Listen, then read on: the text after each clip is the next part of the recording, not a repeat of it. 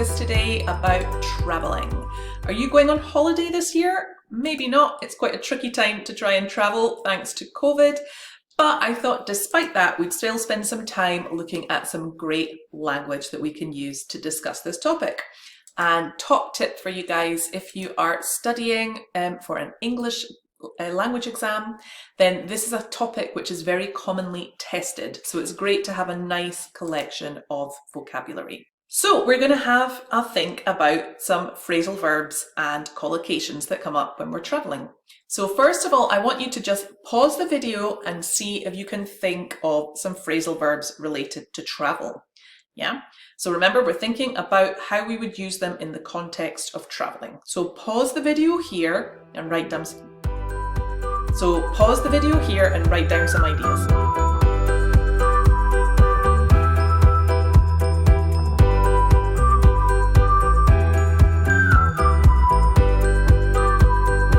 Okay, so here are the ones that I chose. Check in, check out, set off, put off, and sort out.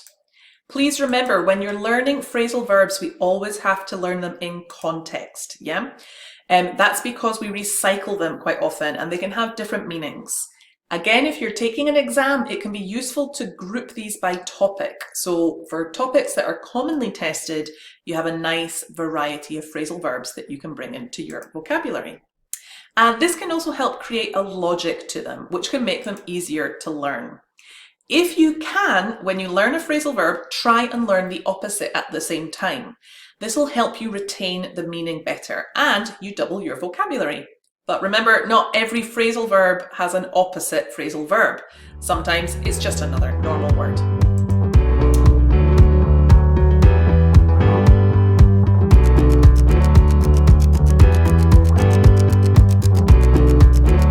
So let's begin with these definitions, guys. Check in and check out.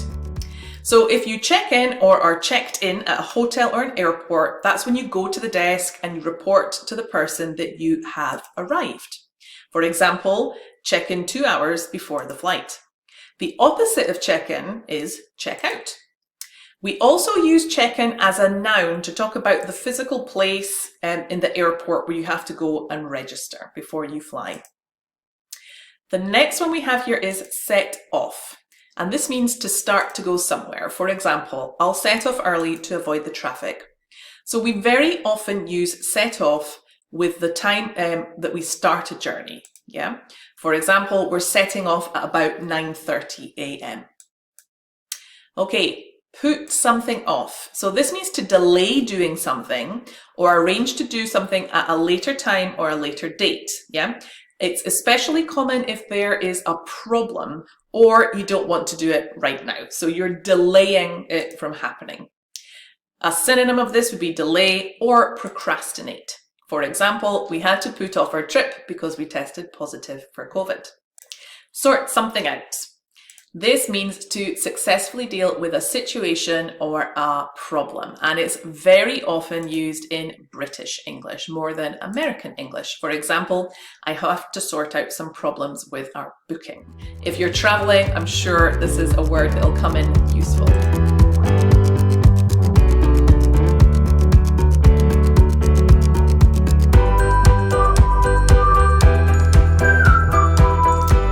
Okay.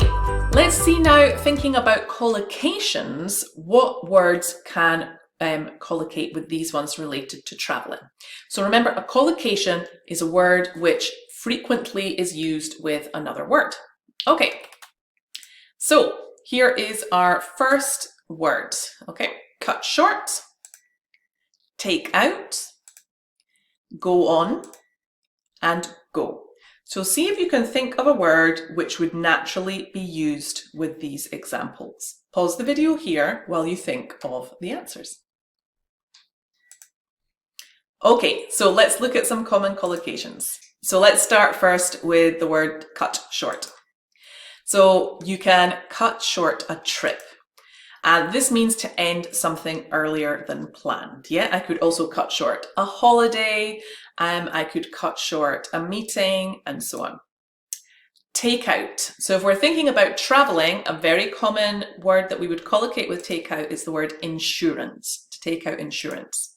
So this means that you make a legal agreement with an insurance company to contract one of their policies. Go on. So go on will have lots of collocations. For example, a holiday, go on a cruise, go on a safari, go on a trip. And you'll notice that here they're followed by a noun or often a kind of activity or a kind of holiday experience. And go is another one we use a lot when we talk about our holidays. For example, go traveling, go swimming, go camping, go shopping, or go sightseeing. And you'll notice here, guys, that these are all followed by gerunds, and that's because these verbs here are functioning as nouns.